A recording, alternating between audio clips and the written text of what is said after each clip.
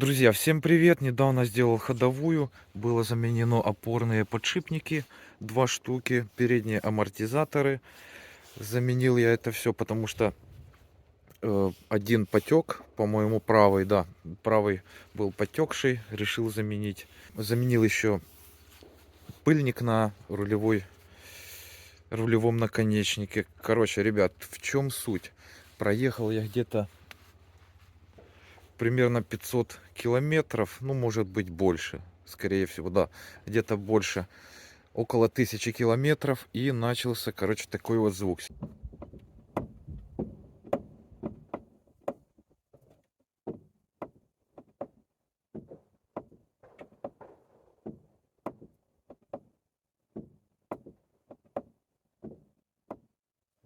Мне кажется, нужно разбирать опять стойку, смотреть. То есть все проверил. Тормозные суппорта, думал, может быть, где-то не дожал. То есть суппорта все хорошо, все отлично. Думал уже на рулевой наконечник. Мне кажется, вот между... Так, там не будет, конечно, видно. Между таким вот пластиковым пыльником и опорником. Может быть, где-то там оно цепляет, хотя, не знаю, не могу сказать. Это нужно будет разбирать и смотреть вот это все дело. То есть поначалу все было хорошо. Звуков вообще никаких не было.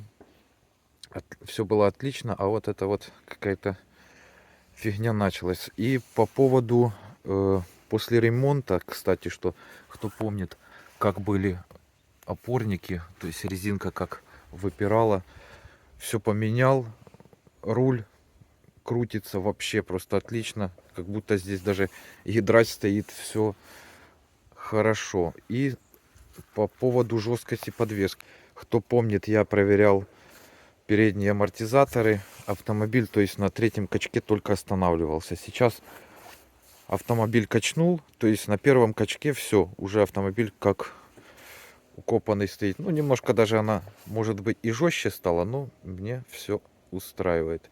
Так что, ребят, пишите свои комментарии, обязательно почитаю. В любом случае буду разбирать вот эту вот сторону, снимать стойку. Будем смотреть, что там да как. А пока, ребят, подписка. И всем пока.